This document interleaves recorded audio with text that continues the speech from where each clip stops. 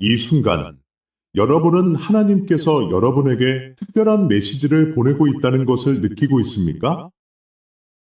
이 메시지는 결코 우연히 온 것이 아닙니다. 하나님은 여러분의 마음속 깊은 곳을 알고 계시며, 지금 이 순간 여러분과 대화하고 계십니다.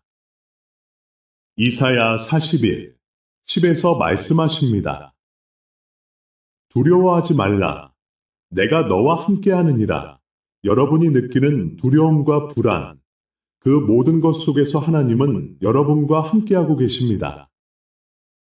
여러분의 마음 속에 있는 고민과 아픔을 드러내는 것이 중요합니다. 여러분이 겪고 있는 고통은 결코 혼자서는 감당할 수 없는 짐입니다. 하지만 하나님은 여러분의 기도를 들으셨습니다. 시편 34, 18은 이렇게 말씀합니다. 주님은 마음이 상한 자에게 가까이 계시고 중심이 찢어진 자를 구원하신다. 여러분은 혼자가 아닙니다. 하나님은 여러분의 슬픔을 이해하고 계시며 여러분을 위로하고자 하십니다. 이제 여러분의 마음속에 숨겨진 짐이 무엇인지 생각해 보십시오. 숨겨진 아픔, 상처, 그리고 그것들이 여러분의 삶에 미치는 영향을 직시하는 것이 필요합니다. 하나님은 여러분이 그 짐을 내려놓기를 원하십니다. 여러분의 고통을 하나님께 맡길 때 그분은 여러분을 위해 길을 열어주실 것입니다. 여러분이 겪고 있는 모든 것이 하나님의 계획 속에 있다는 것을 믿으십시오. 하나님은 여러분을 위해 준비하고 계십니다. 이제 여러분의 숨겨진 짐을 하나님께 드리며 그 짐이 무엇인지 생각해 보세요. 여러분의 마음속 깊은 곳에 있는 그 아픔을 하나님께 올려드리는 것이 중요합니다. 다음 블록에서는 기다림이 어떻게 여러분을 준비시키는지를 이야기해 보겠습니다. 하나님은 여러분이 기다리는 그 시간 속에서도 여러분과 함께하고 계십니다. 그리고 당신이 마음속으로 이렇게 말한다면 저를 위해 기도해 주세요. 제가 너무나 필요하니 계속 기도해 주세요. 아래에 구독이라는 단어가 보일 것입니다. 보이시나요? 저는 당신이 그것을 눌러주기를 바랍니다. 당신이 구독을 누르는 바로 그 순간, 당신은 이 기도의 흐름에 함께하게 될 것입니다. 그리고 하나님께서 당신의 삶과 집과 마음을 찾아오실 것을 믿습니다. 여러분의 마음 속에 숨겨진 짐을 하나님께 드리며, 이제 우리는 기다림에 대해 이야기해 보겠습니다. 기다림은 결코 쉬운 일이 아닙니다. 여러분은 지금 이 순간에도 하나님께서 응답하시기를 기다리고 있을지 모릅니다. 하지만 그 기다림 속에서 여러분은 결코 혼자가 아닙니다. 하나님은 여러분을 준비시키고 계십니다. 이사야 40, 31은 이렇게 말씀합니다. 여호와를 앙망하는 자는 새 힘을 얻으리니 하나님을 바라보며 기다리는 것은 단순히 시간을 보내는 것이 아닙니다. 그것은 여러분의 영혼이 회복되고 새로운 힘을 얻는 과정입니다. 여러분이 기다리는 동안 하나님은 여러분의 믿음을 더욱 깊게 하고 계십니다. 여러분은 혹시 기다림이 고통스럽다고 느끼고 있나요? 그 고통은 여러분이 하나님을 더 의지하게 하는 기회가 될 수 있습니다. 모세가 이집트에서 탈출하여 약속의 땅에 들어가기까지 40년을 기다린 것처럼 여러분도 지금의 기다림 속에서 하나님이 주시는 교훈을 발견할 수 있습니다. 그 기다림은 여러분을 더 강하게 만들고 하나님의 계획을 더욱 확고히 하는 시간이 될 것입니다. 여러분의 기도가 응답되기를 기다리며 그 과정에서 하나님께서 여러분을 어떻게 변화시키고 계신지 주목해 보세요. 하나님은 여러분의 인내를 통해 여러분의 삶에 놀라운 변화를 가져오실 것입니다. 지금 이 순간에도 하나님은 여러분의 기도를 듣고 계십니다. 그분은 여러분의 마음속 깊은 곳을 아시고 여러분이 기다리는 그 시간 속에서도 함께하고 계십니다. 이제 여러분의 기다림이 결코 헛되지 않음을 믿으며 다음 블록에서는 여러분이 겪고 있는 꿈과 희망에 대해 이야기해 보겠습니다. 하나님은 여러분의 꿈을 잊지 않고 계십니다. 이 메시지가 힘든 시간에 당신에게 닿았다면 당신의 후원은 다음 상처 입은 영혼도 이 말씀을 무료로 듣게 돕습니다. 설명란 링크로 후원해 주세요. 여러분의 꿈과 희망에 대해 이야기해 보겠습니다. 여러분은 지금 어떤 꿈을 품고 있나요? 하나님은 여러분의 마음속에 심어주신 그 꿈을 결코 잊지 않으셨습니다. 이사야 43, 19에서 하나님은 말씀하십니다. 보라, 내가 새 일을 행하리니 이제 그것이 나타날 것이라. 하나님은 여러분의 삶에서 새로운 일을 시작하고 계십니다. 하지만 여러분은 그 꿈이 이루어질 수 있을지 불안해하고 있지는 않나요? 여러분의 마음 깊은 곳에서 과연 내가 이룰 수 있을까? 라는 의심이 드는 것은 자연스러운 일입니다. 믿음의 여정에서 우리는 종종 불확실함과 마주하게 됩니다. 아브라함이 하나님의 약속을 믿고 약속의 땅으로 나아갔을 때 그는 자신의 나이와 불가능한 상황을 바라보며 두려움에 떨었을 것입니다. 그러나 하나님은 그를 통해 놀라운 역사와 축복을 이루셨습니다. 여러분도 마찬가지입니다. 지금은 여러분이 생각하는 것보다 더 많은 가능성이 열려 있습니다. 여러분의 꿈이 아직 이루어지지 않았다면 그것은 하나님께서 여러분을 준비시키고 계신다는 신호일 수 있습니다. 하나님은 여러분의 꿈을 이루기 위해 필요한 모든 것을 공급하실 것입니다. 여러분이 그분을 신뢰하고 기다릴 때 하나님은 여러분의 삶에 놀라운 길을 여실 것입니다. 여러분의 꿈이 이루어질 그날을 바라보며 하나님이 여러분의 마음을 어떻게 변화시키고 계신지 주목해 보세요. 이 시간은 여러분의 믿음이 더욱 깊어지는 과정입니다. 하나님은 여러분의 기도를 듣고 계시며 여러분의 꿈을 이루기 위해 일하고 계십니다. 이제 여러분이 겪고 있는 도전과 시련에 대해 이야기해 보겠습니다. 여러분의 꿈을 이루기 위한 여정에는 어려움이 따를 수 있습니다. 하지만 그 어려움 속에서도 하나님은 여러분과 함께 하십니다. 여러분의 마음속에 있는 그 불안과 의심, 그것이 여러분의 꿈을 이루는데 어떤 영향을 미치고 있는지 생각해 보셨나요? 많은 사람들이 꿈을 포기하거나 잊어버리는 이유는 그 길이 너무 험난해 보이기 때문입니다.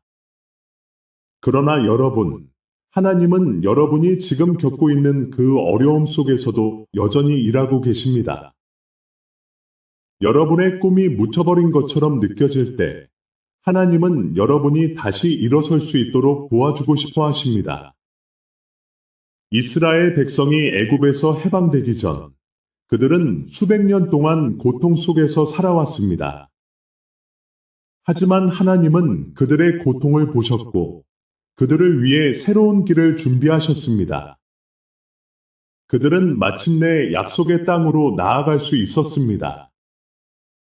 여러분도 마찬가지입니다.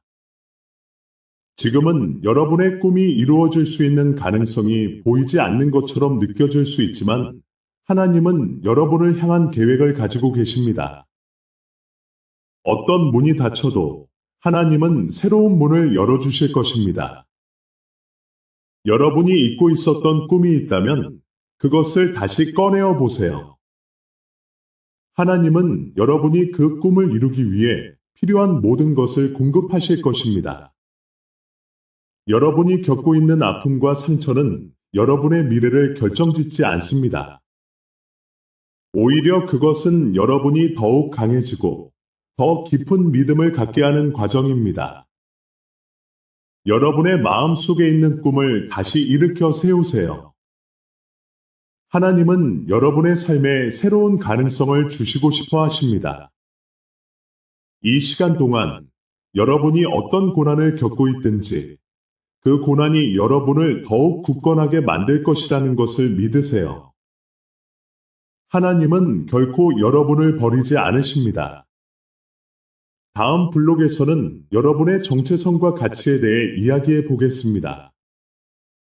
하나님이 여러분을 어떻게 보시고 계신지, 그리고 그분의 은혜가 여러분의 삶에 어떻게 작용하는지를 함께 나눌 것입니다. 하나님은 여러분을 특별한 존재로 만드셨습니다.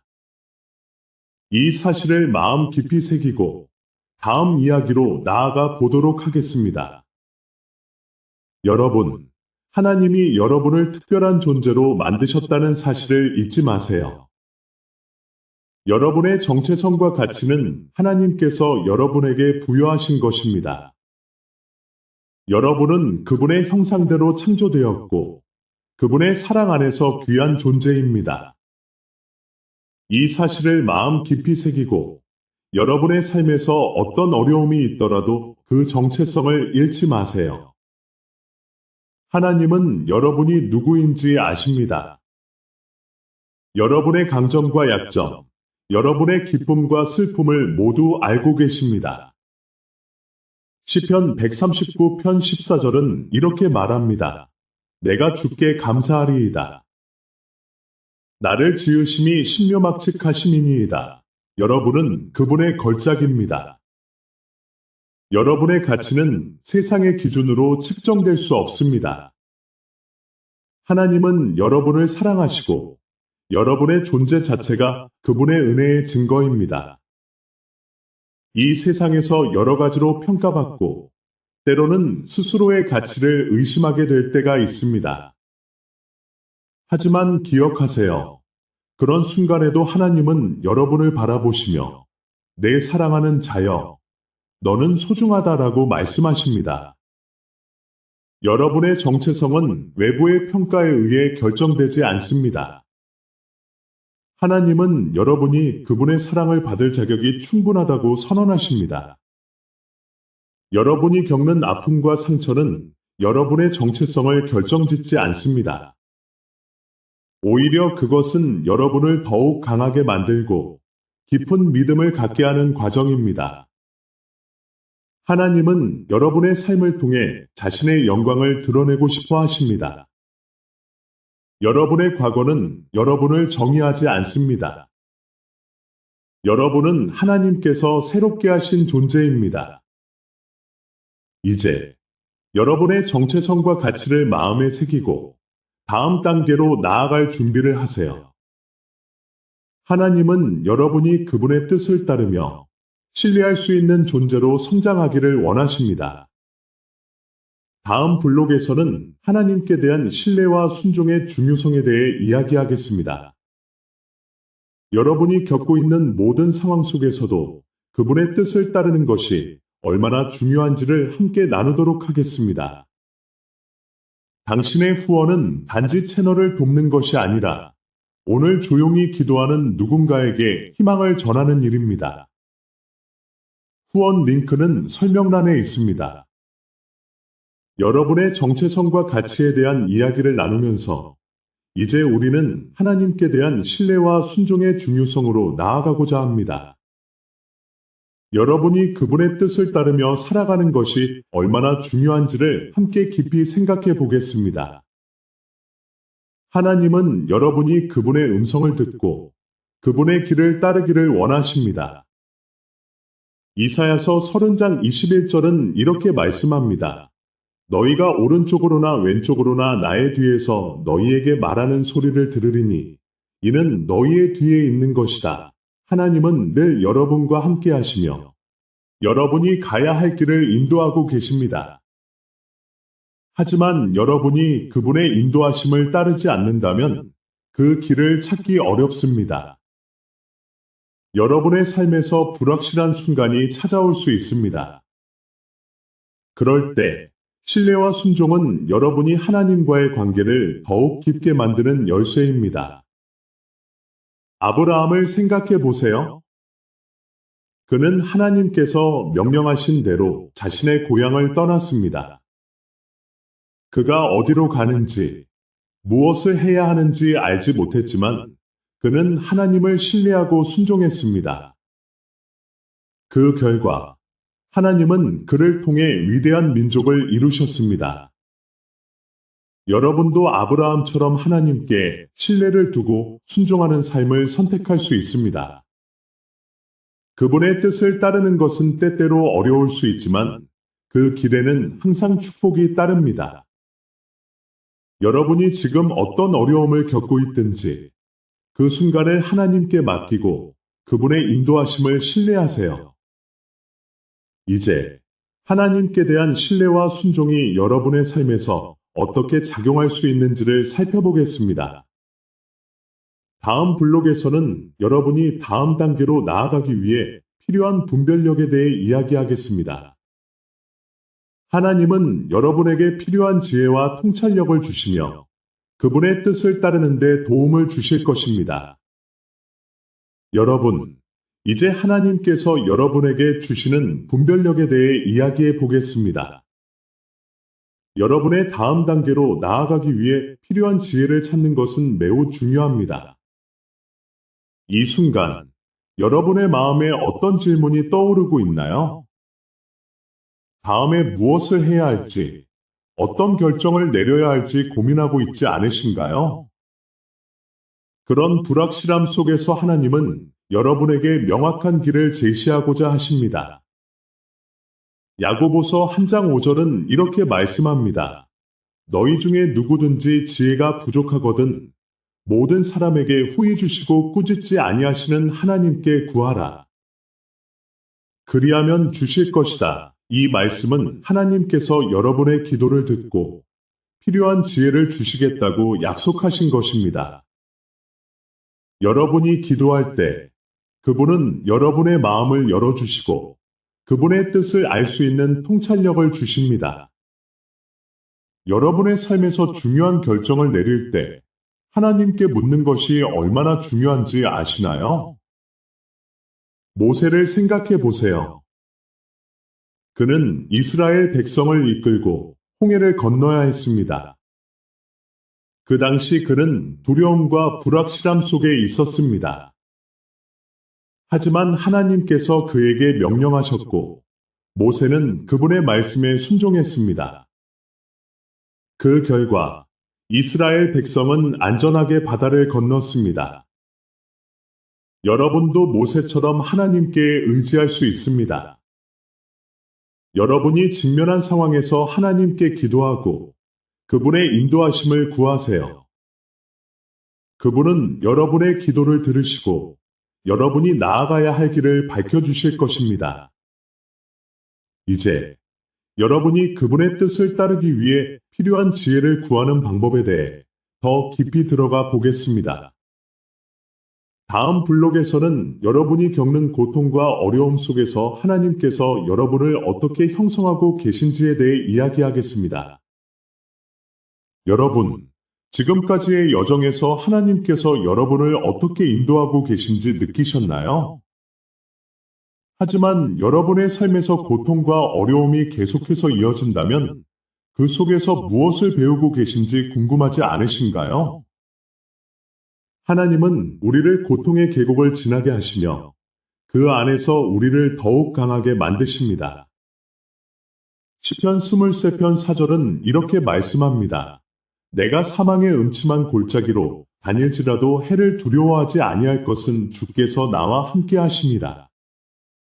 이 말씀은 고통과 어려움 속에서도 하나님이 우리와 함께 하신다는 것을 분명히 보여줍니다. 여러분이 지금 겪고 있는 아픔은 결코 헛되지 않습니다. 그 아픔 속에서 하나님은 여러분을 다듬고 계십니다. 사도 바울은 고린도후서 12장 9절에서 내 은혜가 내게 족하도다. 이는 내 능력이 약한 데서 온전하여짐이라 라고 말했습니다. 여러분의 약함이 하나님을 더욱 드러내는 기회가 될 수 있습니다. 여러분이 느끼는 고통은 하나님께서 여러분을 더욱 깊이 있게 변화시키기 위한 과정입니다.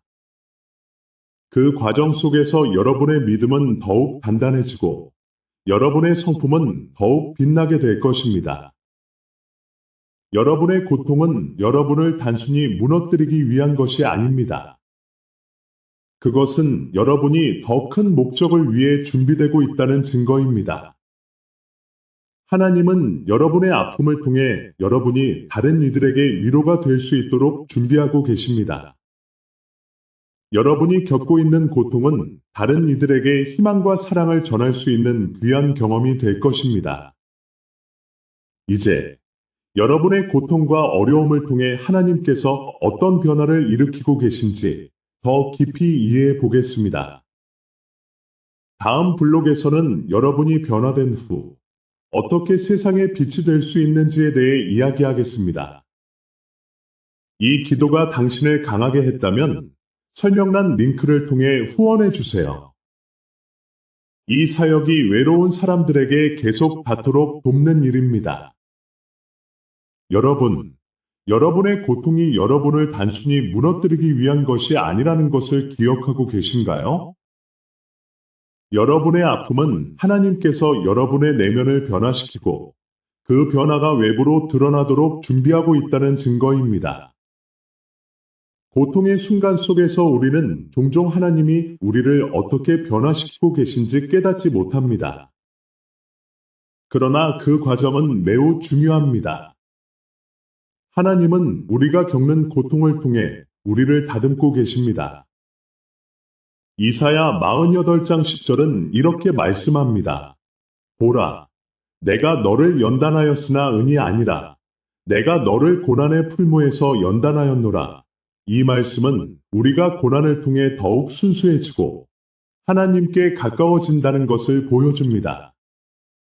여러분의 고난은 여러분을 더욱 강하게 하고 하나님께서 원하시는 모습으로 변화시키는 과정입니다. 여러분의 내면에서 일어나는 변화는 외부의 삶에도 큰 영향을 미칩니다.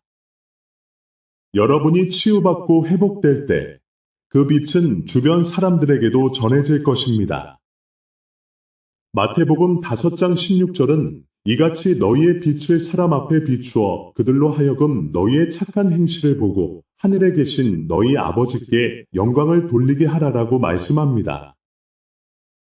여러분의 치유와 회복은 단순히 개인적인 경험이 아니라 다른 이들에게도 영향을 미치는 귀한 증거가 될 것입니다.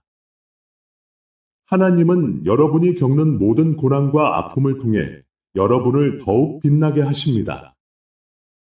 여러분의 회복이 시작되면 그 빛은 주변의 어두운 곳을 밝히는 역할을 하게 될 것입니다.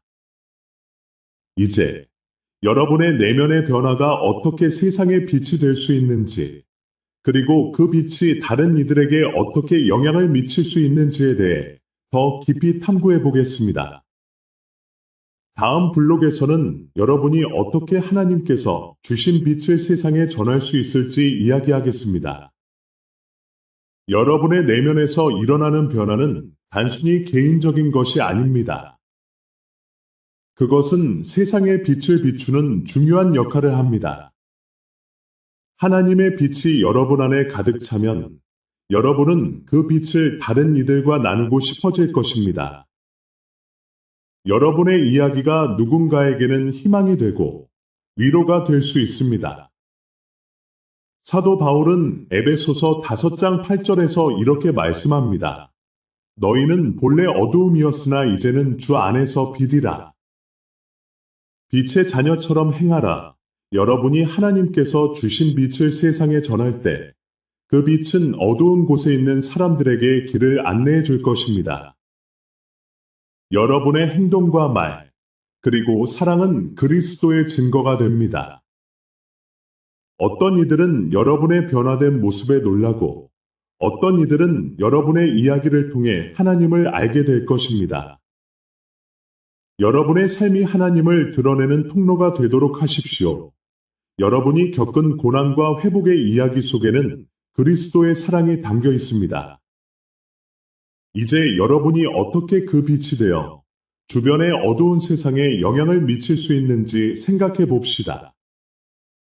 다음 블록에서는 여러분이 하나님께서 주신 빛을 어떻게 세상에 전할 수 있는지, 그리고 그 과정에서 어떤 공동체를 이룰 수 있는지를 이야기하겠습니다. 이 순간을 실제 사랑으로 바꾸세요. 설명란 링크로 지금 후원하고 포기하려는 누군가에게 이 메시지가 닿도록 도와주세요.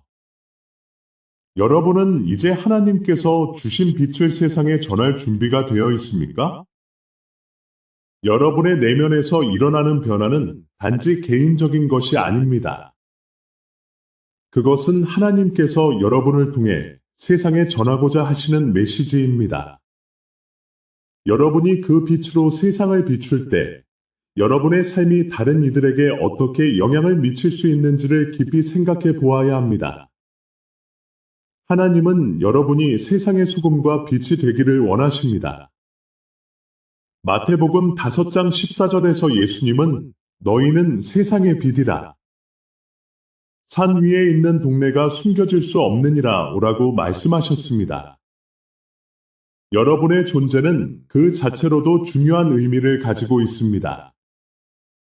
여러분이 누구인지, 여러분의 이야기가 어떤 것인지가 세상에 나아가야 할 진리입니다. 여러분이 하나님께서 주신 빛을 나누는 과정에서 여러분의 공동체가 형성될 것입니다.